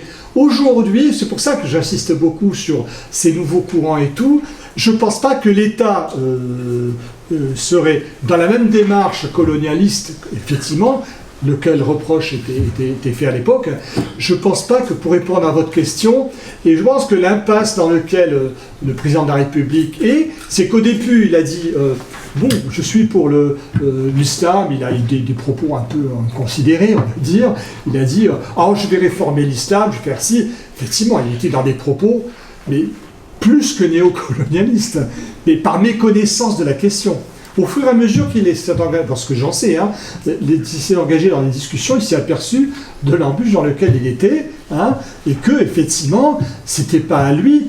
Je vais vous surprendre. Quelle est la personne qui finalement a le moins voulu s'engager dans ce chemin? Vous allez dire c'est pas vrai. Et pourtant c'est vrai, c'est Manuel Valls. Manuel Valls, quand il est devenu ministre de l'Intérieur, a refusé de rentrer avec le CFCM et tout. Il dit non, ça c'est... Alors, par esprit de laïcité, d'accord, mais il a tout de suite compris qu'il ne fallait pas rentrer dans cette espèce d'interface, d'interaction avec des notables musulmans, etc. Dans ce sens-là, pour répondre à votre question, est-ce que l'État français, s'il continue à discuter avec ces gens du CFCM, qui sont les relais, est-ce qu'il n'est pas encore dans une démarche un peu néocolonialiste? Être néocolonialiste, ça voudrait dire vouloir contrôler. Là, vous êtes néocolonialiste, vous contrôlez. Mais comme il ne contrôle pas, je me demande si c'est vraiment néocolonialiste. Mais Kamel Daoud, bon, j'ai lu l'interview dont vous parlez, bon, il est gentil Kamel Daoud, mais bon, il vient d'Algérie, il n'est pas forcément au fait de tout ce qui se passe en France. Donc, j'ai vu que dans son article, il y a 2 ou 3 petites erreurs, mais qui sont pas bénignes, pas bénignes, mais donc du coup, je ne pense pas qu'aujourd'hui, dans la manière dont l'État, parce que c'est ça, colonialisme, je ne pense pas. Par exemple, qu'est-ce qu'il fait? Il dit dans un premier temps, on va refaire l'islam, et on va refaire un truc. Il ne fait rien du tout parce qu'il ne veut pas toucher. D'un autre côté, ce qui est très intelligent de sa part, à mon avis, c'est de dire je vais attaquer à la loi de 1905. Non pas la changer, mais l'abonder, voir un petit peu. Et je pense que c'est la bonne méthode. C'est la bonne méthode parce qu'il dit ce qu'ont fait les Anglais dans les années 2006-2007. Il est en train de dire, écoutez, qu'est-ce qui ne fonctionne pas? La démocratie dans les associations. On a parlé de toutes ces associations. Et voilà, maintenant on va un peu dire les préfectures, les associations cultuelles, on va vérifier. On va dire maintenant, démocratie, fini l'arbitraire de tel ou tel. Si vous faites par l'application stricte du contrôle des associations culturelles et vous dites que vous allez vraiment vérifier à ce que la bonne démocratie soit accomplie, croyez-moi, les plus gênés, vous savez qui ça va être, c'est les catholiques. Parce qu'à ce point-là, vous allez dire l'évêque, non, il faut qu'il soit élu par la base. Et oui, puisque les associations diocésaines, c'est l'évêque. Non, mais bon, donc les catholiques non plus n'ont pas trop intérêt à avoir la loi de 1905 amendée. Mais c'est intéressant parce que je pense qu'aujourd'hui, qu'il y ait un esprit néocolonial ou postcolonial qui continue à régner, c'est pas impossible. Mais institutionnellement, ça devient difficile, à mon avis.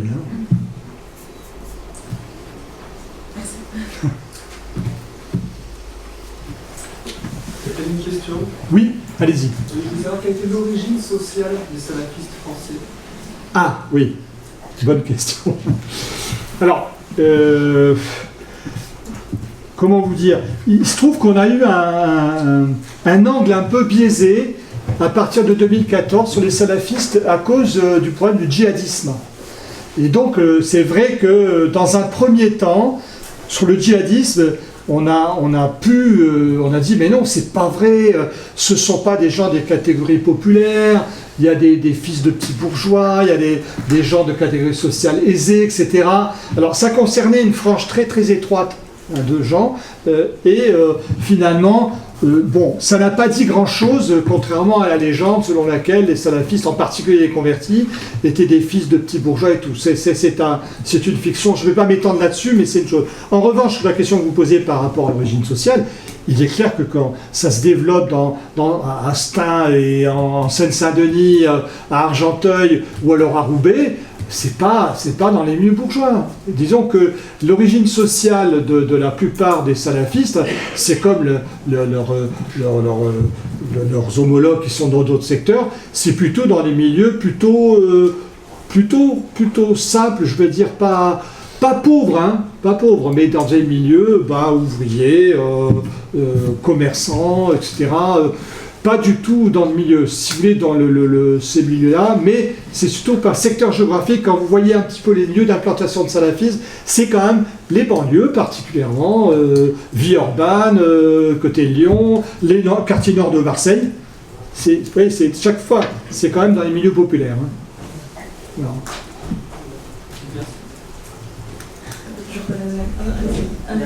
Merci. Pour poursuivre sur cette question de milieu social, vous parliez tout à l'heure du différentiel générationnel et vous avez poursuivi plus tard sur les projets de mosquées inclusives sur Paris. Oui. Je crois savoir qu'il y en aura 2, mais c'est toujours en lien avec des cercles intellectuels d'un milieu social assez élevé. Oui. Ma question, c'était, à votre sens, est-ce que le fait qu'il y ait ces projets et ces ouvertures de mosquées inclusives, donc où les salles de prière seront mixtes et où les imams pourront être hommes ou femmes de manière indifférenciée, est-ce que ça attirera un public qui est déjà acquis à ces idées réformatrices de l'islam, ou est-ce qu'au contraire, pour vous, ce sera quelque chose qui permettra à un public plus large de la musulmane France d'aller dans ces salles de prière et du coup... Non, vous avez raison, c'est un modèle, c'est très symbolique pour le moment. Les personnes qui s'en occupent, etc., qui sont à l'origine de ce projet, sont plutôt des gens du milieu universitaire.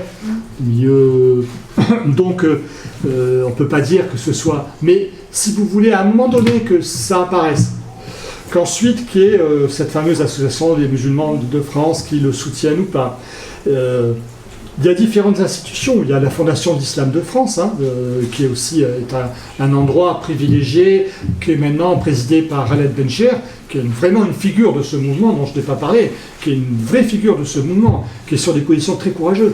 Et donc, du coup, ça bouge un petit peu, mais on va dire que la résistance, moi, ce que je crains le plus, c'est pas trop que ça fasse pas stage d'huile, ça va être difficile, parce qu'effectivement, un imam femme...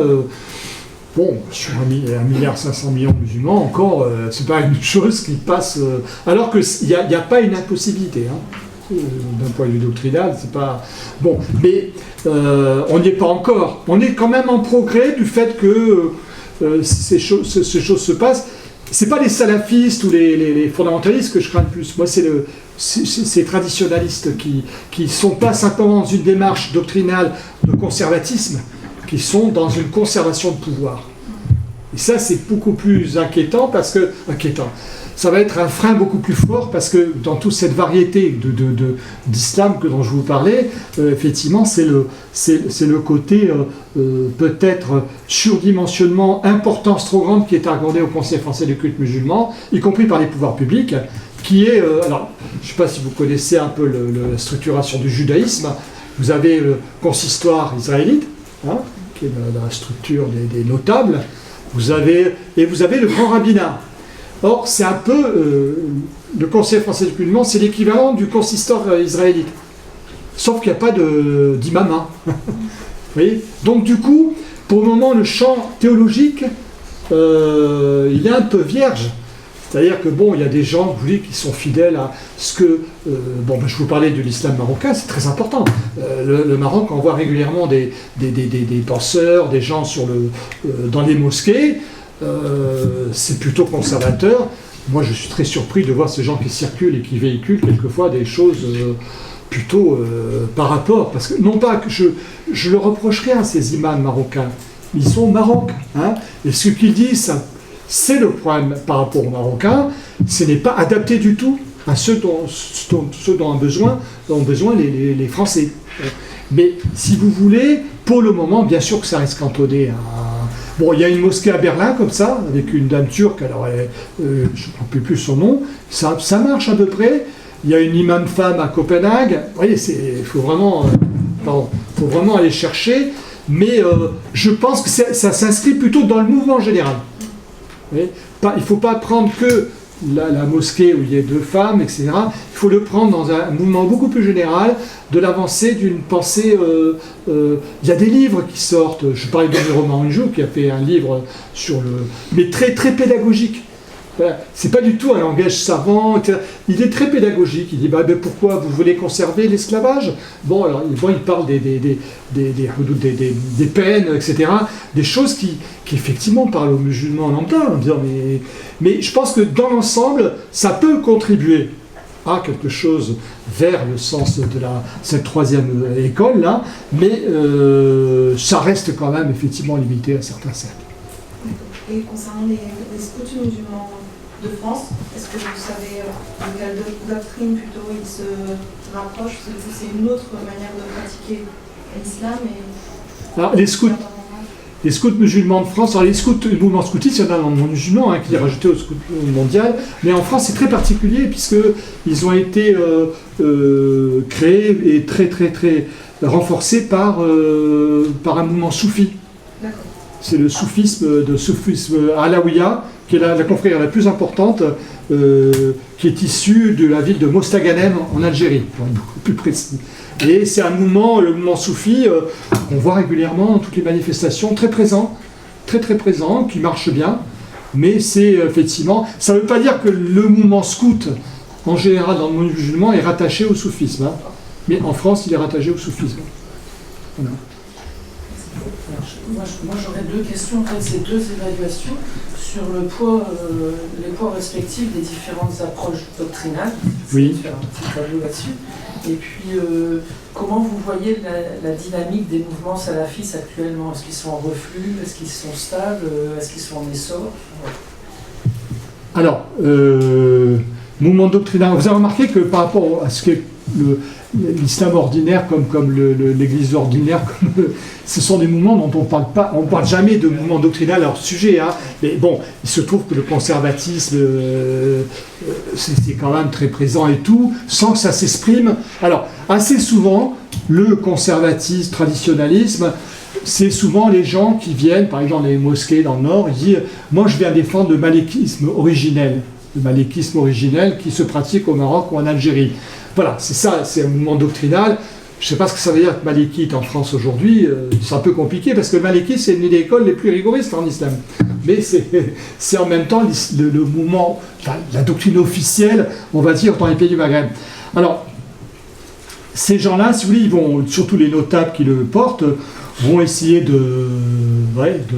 d'évoluer, ils sont quand même là.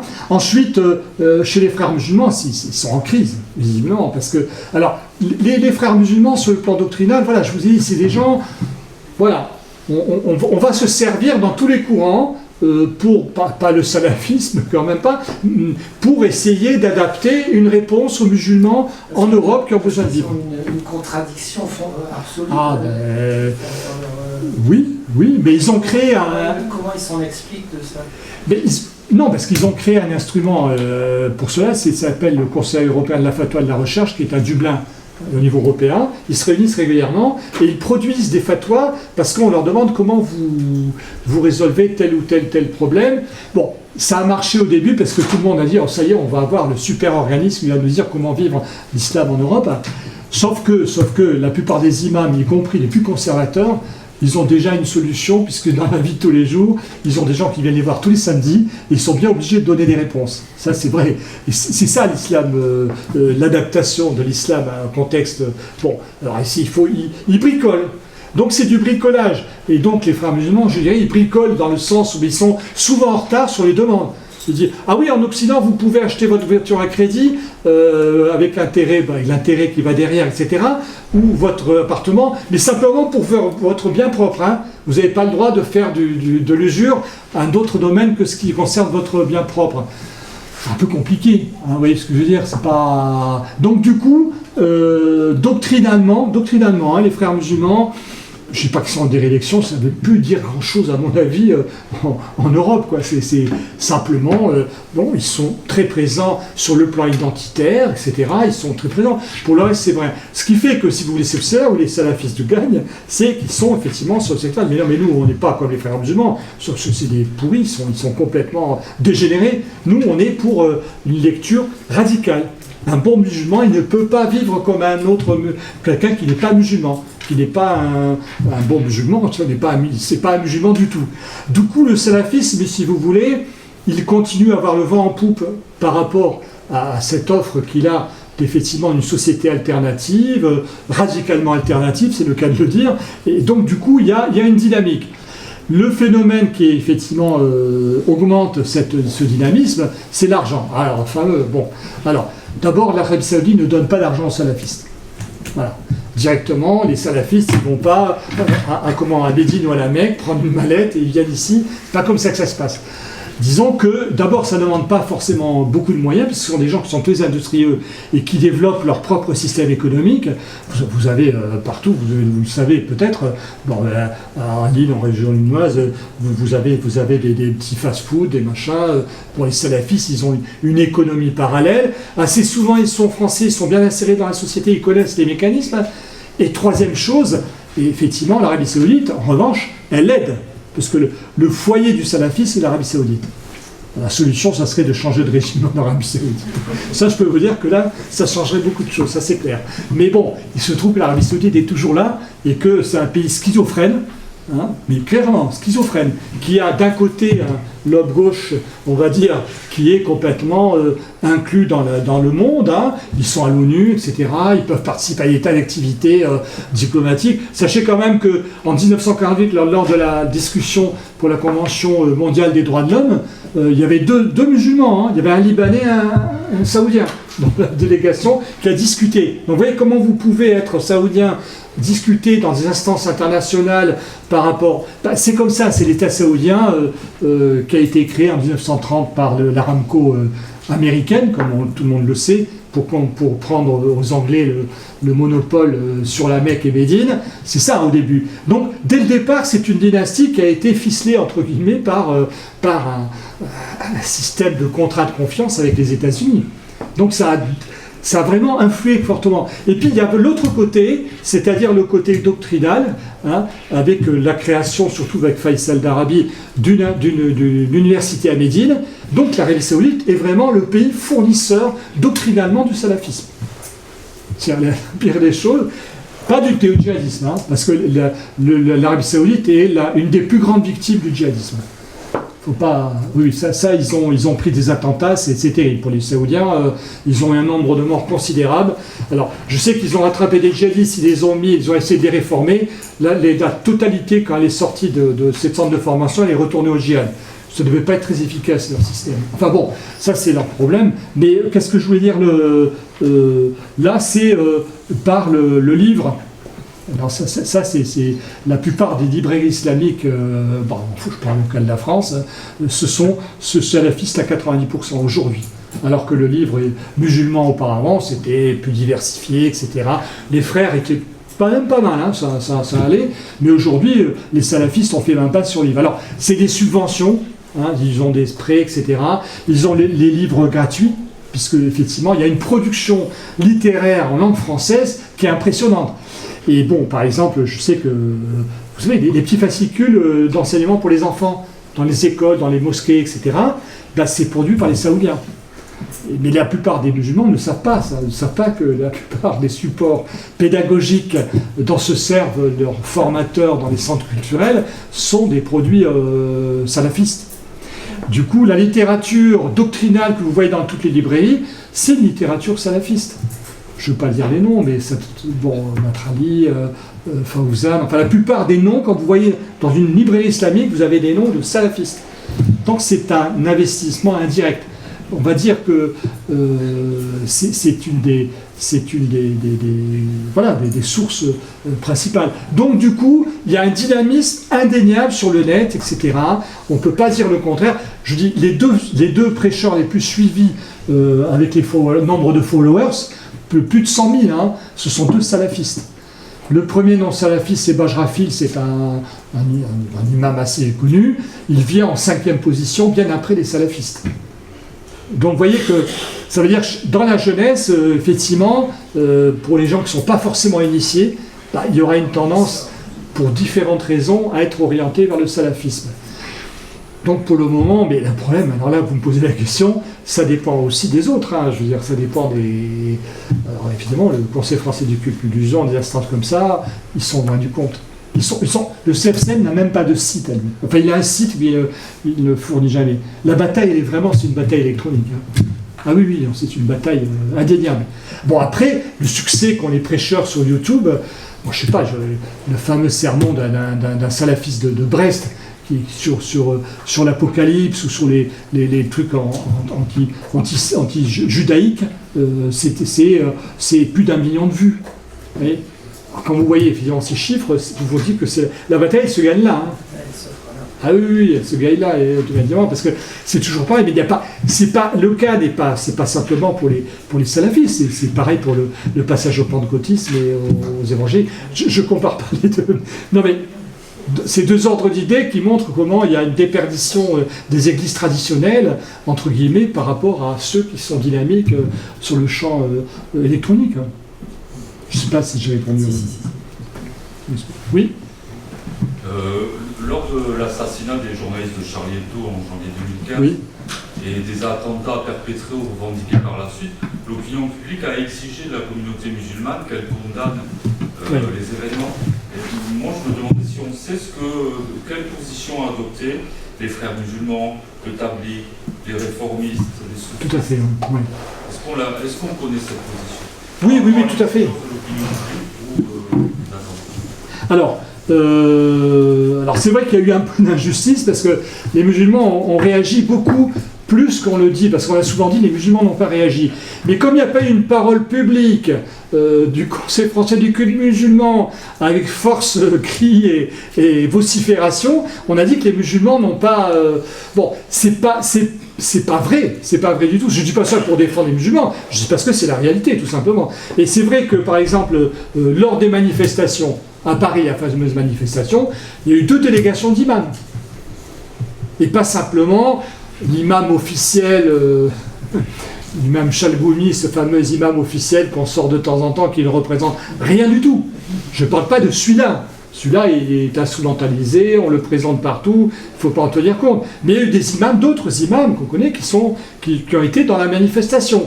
Bon, effectivement, ils ne se sont pas signalés, etc. Donc déjà, c'est une chose. Après, il y a eu beaucoup d'initiatives prises au niveau des mosquées. C'est-à-dire qu'il y a eu dans des cercles. Alors, comme c'est un peu la conséquence de la division entre guillemets, peut-être, je ne sais pas. Comme il y a eu des initiatives qui ont été prises à Gueldobnas, je parle, le recteur de la mosquée d'Israël, Ahmed Miktar, il a pris des initiatives, faire des réunions, etc. Donc, si doctrinalement on devait rechercher en arrière-fond quel était l'acteur, bien sûr, les frères musulmans étaient à fond. Moi, je leur reprochais d'être peut-être pas assez visibles, peut-être. Ils n'ont pas été assez visibles dans la condamnation, c'est vrai. Mais bon, ça a été une condamnation unanime. Je ne crois pas qu'il y ait eu un... Alors, le meilleur, c'est la condamnation par les salafistes quiétistes. Le chef des salafistes quiétistes, qui était un Marseillais, Bédoudi El-Hadi, il a envoyé une lettre contresignée par différents imams salafistes au président Hollande en lui disant, en condamnant les attentats, etc. Donc ça a été clair. Bon, pas Charlie Hebdo, vous avez raison. Charlie Hebdo, c'est pas la même chose que les attentats du Bataclan. Parce que Charlie Hebdo, il y a un doute qui subsiste par rapport au fait que quand même, ils ont mérité ce qui leur arrive. Ça, c'est un peu gênant parce que c'est plus... Mais si je prends strictement Charlie Hebdo, alors, si vous me dites doctrinalement, voilà ce que je peux vous répondre par rapport à certains gens qui ont besoin des doctrines. Mais, si vous voulez, les musulmans, après que dans des musulmans un peu marginaux, des gens, effectivement, ils ont bien eu ce qu'ils méritaient, ça, effectivement, c'est une chose qu'y compris les responsables musulmans n'ont pas contrôlé. Le sentiment, ça, effectivement, les enfants, vous savez bien, les jeunes, il y a eu des choses, vous savez, parce qu'on a été très surpris de la position, mais les premiers qui s'en sont inquiétés, c'est les Allemands qui avaient fait des enquêtes, ils avaient posé des questions par rapport au terrorisme dans les années 2000, à la suite de 11 septembre, et il y avait, je crois que c'était 14% des jeunes qui estimaient que c'était tout à fait justifié. Vous voyez que c'est un vrai problème par rapport à l'opinion publique. Quand vous posez la question, est-ce qu'il est justifié de tuer un blasphémateur? Vous pouvez avoir des réactions, effectivement. Maintenant, doctrinalement, Alors dans le monde musulman, je ne sais pas, je ne peux pas vous dire, hein, mais en France en tout cas, ceux qui sont dans les courants doctrinaux dont je vous ai parlé, la plupart ont condamné. Peut-être pas de la manière dont on a voulu qu'ils le condamnent, mais enfin bon, c'est une chose. Puis c'est toujours des autorités qui condamnent. Eh Et en oui. réalité, l'autorité ne représente pas forcément l'ensemble des... C'est très complexe. En fait. C'est un peu compliqué, c'est-à-dire que, bon, l'affaire, parce qu'on confond l'affaire du blasphème, hein, qui est l'histoire, bon, quand vous avez suivi le cheminement qui a commencé en 2006-2007, avec la publication par Philippe Val dans Charlie Hebdo, etc. Il y a eu une vraie bataille idéologique, hein, c'est pas une bataille...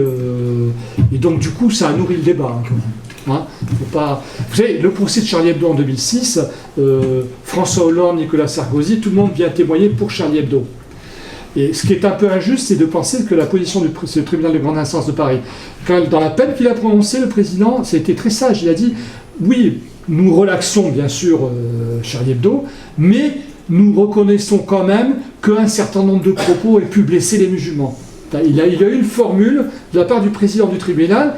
Il n'a pas condamné, hein. Il a dit, mais à l'avenir, faites attention quand même. Hein.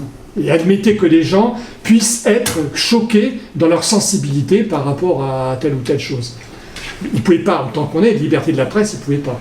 Mais bon, ceci dit, on n'en a pas tenu compte de cet avis du président. Tout le monde s'en foutait, mais c'est important. Mais en tout cas, on va dire que le climat, si vous voulez, de bataille idéologique, hein, était très fort. Et du coup, c'est donné. Donc, si vous voulez, la population moyenne, elle a confondu, n'a pas pris la mesure, peut-être, qu'il y a des gens qui n'ont pas pris, surtout les enfants, n'ont pas pris la mesure de ce que c'était le meurtre, etc., et toutes les choses, ça c'est vrai. Mais, très honnêtement, je parle dans les mosquées, le travail qui a été fait dans les mosquées par les différentes doctrines, ils ont dit oui, mais il faut condamner cette chose-là. Je n'ai jamais entendu de propos ambigus, vous voyez ce que je veux dire, de la part des décideurs musulmans.